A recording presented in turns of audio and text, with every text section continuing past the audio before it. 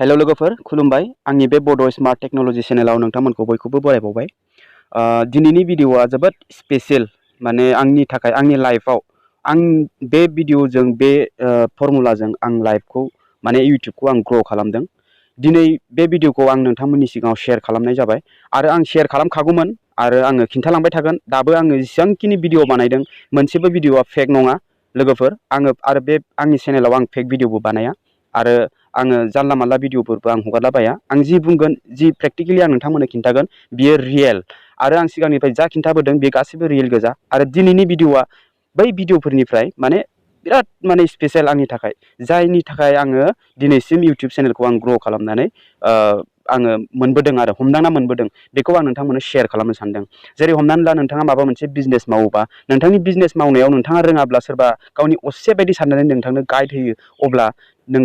आंबो बेबायदिनो आंनि असे आंगो लोगो बा आंनि बिदा फंबाय बिब' बिनानाव बयबो माने यूट्यूबाव जाय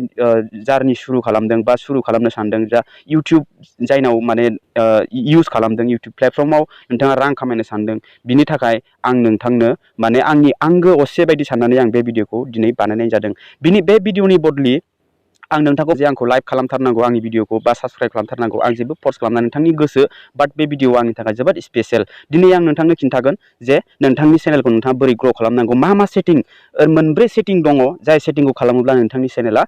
अट'मेटिकेलि दावखोलांबाय थागोन आरोखि। भिउसनि थाखाय सिन्था खालामनाङा आरो साबस्क्राइबारनि थाखाय सिन्था खालामनाङा। नोंथाङा अट'मेटिकेलि माने नोंथाङा मिन्थिगोन, प्रुफखौ मोनगोन। 99%आ बे सेटिंखौ खालामनानै लाया। आंबो बै समाव बे सेटिंखौ खालामनानै लायामोन। 6-7 मास जालायबाय होमबाबो आंनि चेनेला ग्र' जायाखैमोन। जेब्ला आं बे सेटिंखौ आङो मिन्थियो, आङो बबेबा यूट्यूब चेनेलनिफ्राय आं पिक खालामनानै आङो बेखौ फल' खालामनानै आं दिनै आंनि चेनेलाबो ग्र' जादों। जायनि थाखाय आंनि बै सासे बे यूट्यूबारा आं जिनिफ्राय सोलोंदों बे यूट्यूबारा दिनै मिलियन साबस्क्राइबार जाहैबाय। खिन्थु आंजों दाबो ट्राम्स दंगासिनो बियो। बिनि थाखायनो बिबो आंखौ सानाखै जे आंनि बदलि आंनिफ्राय सोलोंदों जेब्ला आंनो माबा मोनसे हो बा आंनो माबा मोनसे, बिदि नङा। बाट गावजों ट्राम्स लाबाय थानांगौ, गोसोखौ मोजां मोनो, मटिभेट मोनो आरो आंबो नोंथांमोनखौ बे मटिभेट होनो थाखायसो आं बे चेनेलखौ खुलिनाय जादों आरो मिन्थिहोनाय जादों, रोङै मानसिफ्रा जाहाथे मिन्थिथों होननानै। नोंथांमोना नायनानै भिडिअखौ माबायदि मोनदों, भिडिअखौ नायनानै नोंथांमोननि गोसो, कमेन्ट खालामोबा कमेन्ट खालामहर आरो लाइक खालामोबा खालाम, साबस्क्राइब खालामोबा खालाम। बाट बे नोंथांमोननि थाखाय। आरो बे भिडिअआ एन्टारटेनमेन्ट नङा, बे मटिभेट, एकदम आंनि थाखाय स्पेशल माने भिडिअ। बे भिडिअआव आं नोंथांमोननो खिन्थागोन, मोनब्रै सेटिं खिन्थागोन, जाय सेटिंखौ नोंथाङा खालामना लायोब्ला नोंथांनि चेनेला जोबोद ग्र' जागोन आरोखि। गोबां यूट्यूबारफोर दङ जाय यूट्यूबारफ्रा माने थाम्बनेल, टेग, डिसक्रिप्शन बायदि बायदि रोखोमनि बिराद मोजां भिडिअखौबो जोबोद मोजां एडिट खालामो आरो जोबोद मोजाङै आपल'ड खालामो। बाट बिनियाव भिउस फैया, साबस्क्राइबार फैया। कनफिउस मोनसे फैयो, मानि थाखाय बिदि जायो होननानै। यूट्यूबनि एल्ग'रिथम आरो SEO, सार्च इन्जिन अप्टिमाइजेसन, बेफोरनि सोमोन्दैबो बेयाव दङ। यूट्यूबा माने नोंथांनि केटेगरि दं मोनसे, बे केटेगरिया नोंथाङा मा हिसाबनि भिडिअ बानायो यूट्यूबा मिन्थिया। नोंथाङा टेक चेनेल बानायोबा नोंथांनि केटेगरियाबो मा जानानै दङ, नोंथांनि भिउवार्सफोरनाव नोंथांनि भिडिअआ सौहैदोंना सौहैयाखै, नोंथाङा बेखौ एसे नोजोर हो। चेनेल खुलिनानै जे आंथ' सिगां खिन्थाखाबाय अप्टिमाइजेसन बोरै खालामनांगौ, बे भिडिअफोरखौ नोंथाङा जाहाथे नायदोंब्लाबो नोंथाङा मिस इउज खालामदों, माने बेखौ माने माबा होआखै, माने नोजोर आन्दाज खालामदों। बिनि थाखायनो नोंथाङा आं मोनफ्रोमबो भिडिअ हगारनायखौ मोजाङै नायोब्ला नोंथाङा मोजाङै मिन्थियो। सिगांबो बिनि सोमोन्दै आङो खिन्थाखाबाय। यूट्यूब चेनेलखौ क्रिएट खालामखांनायनि उनाव बोरै अप्टिमाइजेसन खालामनांगौ बेयावबो आं खिन्थाखाबाय। बाट एक्सट्रा भिडिअ नांगौ नोंथांमोननो, बिनि थाखायनो आङो बे एक्सट्रा भिडिअ आं लाबोनाय जादों। नोंथांमोना कमेन्टआव गोबां मानसियानो कमेन्ट्स हरदों, आंनि चेनेला ग्र' जायाखै, साबस्क्राइबार गैया, भिउसबो फैया, आं एथ' मोजां भिडिअ आपल'ड खालामो, एथ' मोजां एडिट खालामो, बायदि बायदि। आं भिडिअफोरखौबो नायबाय, नंगौ थिगानो, भिडिअफ्रा गासिबो अके गोजा। बाट नोंथांनि जिथु यूट्यूबनि एल्ग'रिथम बेखौ नोंथाङा मिन्थिनांगौ। बिनि मथे ओरैबायदि, नोंथाङा जि केटेगरिनि भिडिअ बानायदों बे केटेगरिनि नायगिरिफोरनिसिम, अडियेन्सनिसिम नोंथांनि भिडिअ सौहैदोंना सौहैयाखै बेखौसो नोंथाङा नायग्रोनांगोन। बिनि थाखायनो आं दिनै खिन्थागोन नोंथांमोनो मोनब्रै सेटिं, जाय सेटिंखौ नोंथाङा खालामना लायोब्ला आं सिगाङावनो बुंखाबाय माबायदि जागोन नोंथांनि चेनेला। अके, भिडिअखौ फार्स्टनिफ्राय लानानै जोबजासिम नायलां। फार्स्टआवनो नोंथाङा नोंथांनि यूट्यूब चेनेलाव नोंथांनि यूट्यूब एप्लिकेसनखौ अपेन खालामनानै सार्च बाराव थांलाय, सार्च बाराव थां। जेरै आं फर एग्जाम्पलनि थाखाय आंनि चेनेलनि नामखौनो आं बुंसै,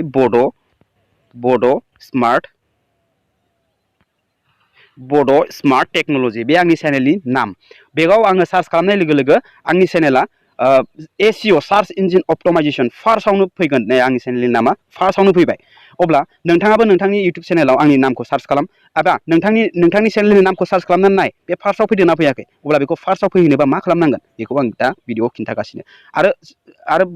आरो बेल' नङा आरो नोंथाङा सार्च खालामनानै नाय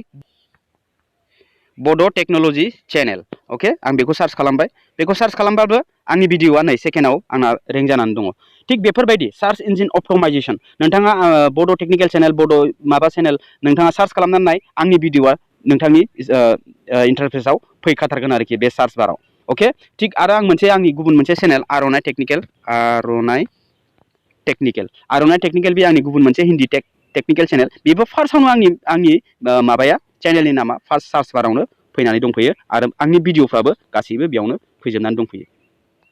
अके थिग बेफोरबायदिनो सार्च इन्जिन अप्टिमाइजेसन आरो बिनि अनगायैबो आरो दंबावो नोंथांनि केटेगरि आरो नोंथांनि लेंगुवेज बिनि सोमोन्दै आं नोंथांनो खिन्थागासिनो दं भिडिअखौ नायलां आरो बे मोनब्रै सेटिंखौ नोंथाङा खालामनानै लादो आरो दिनैनो अके अब्ला आं खिन्थानोसै क्रम ब्राउजाराव नोंथाङा अपेन खालामलाय क्रम ब्राउजारखौ अके क्रम ब्राउजारखौ अपेन खालामखांनायनि उनाव नोंथांनि चेनेलजों लगइन जादो बिनि उनाव नोंथाङा नोंथांनि लग'आव क्लिक खालामनानै इउआर चेनेलाव नोंथाङा क्लिक खालाम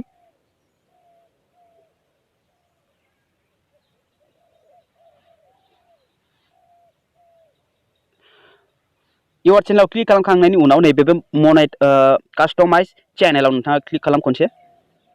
अके कास्टमाइज चेनेलाव क्लिक खालामनाय लोगो लोगो नैबे गाहायाव सेटिंनि आइकन मोनसे दङ बे सेटिंनि आइकनाव नोंथाङा क्लिक खालामनांगोन आं जुम खालामना खिन्थानि नैबे गाहायाव सेटिंनि आइकन दंना बेहाय नोंथाङा क्लिक खालामनांगोन बे सेटिंनि आइकनाव बेहाय क्लिक खालामदो क्लिक खालामनायनि उनाव बेफोरबायदि इन्टारफेस फैबाय फार्स्टआवनो नोंथाङा मा खालामनांगोन आपल'ड डिफल्ट नाम्बार वानाव आं खिन्थागोन नाम्बार वानाव आपल'ड डिफल्टआव नोंथाङा क्लिक खालामनांगोन बेहाय क्लिक खालामनाय लोगो लोगो बेफोरबायदि इन्टारफेस फैबाय दानिया नोंथाङा नैबेहाय एडभान्स सेटिं दङ एडभान्स सेटिंआव नोंथाङा खनसे क्लिक खालामनांगोन अके नाम्बार वानाव एडभान्स सेटिं फार्स्टआवनो नोंथाङा मा खालामनांगोन केटेगरिखौ नोंथाङा सिलेक्ट खालामनांगोन नोंथाङा मा टाइपनि भिडिअ बानायो अके केटेगरियाव नोंथाङा क्लिक खालामदो केटेगरियाव क्लिक खालामनानै इउटुब चेनेल खुलिनायनि उनाव पिपल्स एन्ड ब्लग्सआ थायो दै बे अट'मेटिकलि थाबाय थायो बाट नोंथाङा बेखौ सिलेक्ट खालामनांगोन केटेगरि नोंथाङा मा टाइपनि भिडिअ बानायो कमेडि बानायो ना सिंगारनि भिडिअ बानायो ना एन्टारटेनमेन्ट बानायो बा निउस बानायो पलिटिक्सनि बेफोरबायदि इडुकेसननि सोमोन्दै बानायो जेरै आंना टेक चेनेल नालाय नोंथाङा साइन्स अर टेक्न'लजि नोंथाङा क्लिक खालामनांगोन कमेडि भिडिअ बानायोबा कमेडि मिउजिक भिडिअ बानायोबा मिउजिक फिल्म बानायोबा फिल्म एन्ड एनिमेसन आरो स्पर्ट्सनि सोमोन्दै भिडिअ बानायोबा स्पर्ट्स नोंथाङा बेयाव गेमनि चेनेल बानायोबा गेमिं बे केटेगरिखौ नोंथाङा सेलेक्ट खालामनांगोन नाम्बार वानावनो नोंथाङा बेयाव खालामनांगोन अब्ला आङो साइन्स अर टेक्न'लजियाव आं बेयाव क्लिक खालामबाय अके आंना टेक्निकेल चेनेल नालाय जाय आंनि चेनेलखौ आङो बिनि बागै भिडिअ बानायोब्ला टेक्निकेल लाइननि भिडिअ नायग्राफोरनिसिम आंनि भिडिअआ बिनि ब्राउज फिचाराव सौहैयो अब्ला आं बेयाव साइन्स अर टेक्न'लजि सोबाय नाम्बार वानआ बेयाव जोब्बाय नोंथाङा बेखौ खालामना ला सेकेन्डआव लेंगुवेज अके लेंगुवेज दा नोंथाङा हिन्दीनि भिडिअ बानायोबा हिन्दी लेंगुवेज दोननांगोन बड'नि बानायोबा बड' दोननांगोन आसामिसनि बानायोबा आसामिस दोननांगोन बाट नोंथांना बड'नि भिडिअ बानायो बाट नोंथांनि लेंगुवेजाव इंलिसनि जानानै दं अब्ला इंलिस नायगिरिफोरनावसो नोंथांनि बे बड'नि भिडिअआ सौहैगोन अब्ला होमबा बिसोरथ' नायनाय नङा नोंथांनि भिडिअखौ अब्ला बिनि थाखायनो जोंहा लेंगुवेजखौ सेलेक्ट खालामनाया जोबोद गोनां बेयाव अट'मेटिकलि नोंनो हिसाब गैयै लेंगुवेज मोनगोन नों मा टाइपनि मा लेंगुवेजनि नों भिडिअ बानायो अके बेहाय बड'बो दङ आसामिसबो दङ इंलिस दङ हिन्दी दङ एकदम दुनियायाव बेसेबां लेंगुवेज दङ नोंथाङा बेयाव मोनजोबगोन आरोखि अब्ला आं बड' चेनेल बियो अब्ला आं बड'खौ बेयाव सेलेक्ट खालामनानै दोनखादों बेयाव नोंथाङाबो लेंगुवेजाव नोंथांनि लेंगुवेजखौ सेलेक्ट खालामनानै दोन अके दोननायनि उनाव नोंथाङा नैबेहाय सेभ खालामनानै होबानो जागोन बिनि उनाव नाम्बार 2 थांबाय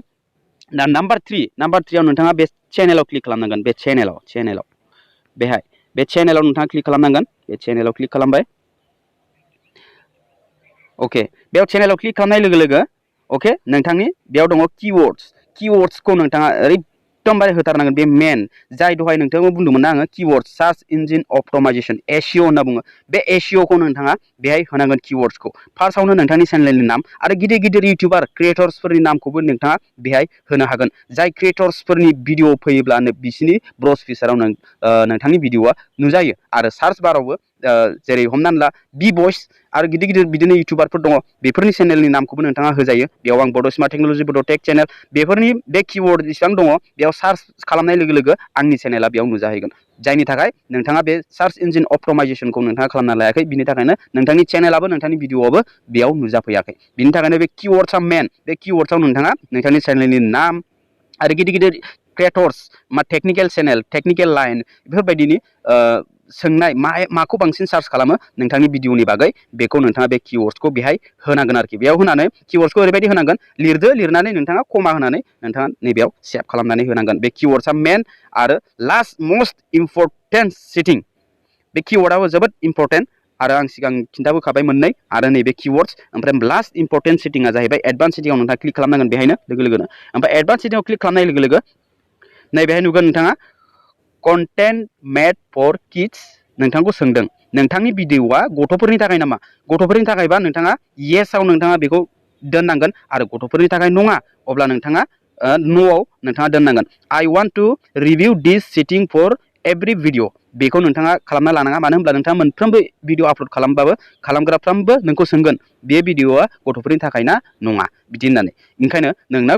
चेनेलावनो जुदि गथ'फोरनि थाखाय नङा आरो नोंथांनि चेनेला एखनब्ला गथ'फोरनि थाखाय बा एखनब्ला गिदिर मानसिनि थाखाय अब्ला बेखौ नोंथाङा नोजोर होनांगोन अब्ला गथ'फोरनि थाखाय नङाबा नो होनांगोन येस बा नंगौबा येस होनांगोन बाट आंना गथ'फोरनि थाखाय नङा आंना टेक्निकेल चेनेल गथ' हक गिदिर हक गासैबो बे चेनेलखौ नायनो हायो बिनि थाखायनो आङो नो set this channel is not made for kids I never upload content that's made for kids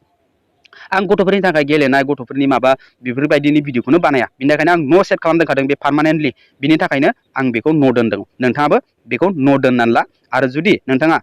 सम मोनसे गथ'फोरनि थाखाय बानायो सम मोनसे गिदिर मानसिनि थाखाय बानायो बिदिनो लगाय मोनदेर भिडिअ बानायोब्ला नोंथाङा I want to review this setting for every video बेफोरबायदि बेखौ दोननानै ला आरो आपल'ड खालामनायाव नोंथाङा नोजोर होनांगोन दिनै मा भिडिअ आपल'ड खालामदों गथ'फोरनि थाखाय बा येस होनांगोन आरो जुदि नोंथाङा गथ'फोरनि थाखाय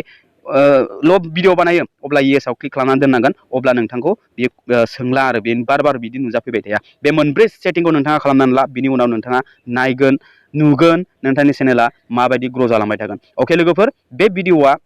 बे भिडिअखौ इसेसिम नायदोंब्ला नोंथाङा निस्सय बुजिबाय जानांगौ आरो नोंथाङा खालामना लादों होननानै बुङोब्लाबो एखनब्ला चेन्ज जायो इउटुबखौ खननै खनथाम आपडेट खालामबाय थाबाबो माखासे चेन्ज जायो नोंथाङा बेखौ बार चेक खालामबाय था आरो जुदि अलरेडि खालामनानै लादोंबा थिगानो खिन्थु 99%आ बेखौ खालामनानै लाया जायनि थाखाय इउटुबा ग्र' जाया इउटुब चेनेला अके लोगोफोर बे भिडिअखौ नायनानै मोजां मोनदोंब्ला भिडिअखौ लाइक खालाम आरो बेफोरबायदि इनफरमेटिभ भिडिअ नायबाय थानो गोसो दंब्ला आंनि चेनेलखौ साबस्क्राइब खालामनानै बेलनि अल नटिफिकेसनखौबो अन खालामनानै लादो अब्ला लोगो मोनगोन next video tata bye bye and take care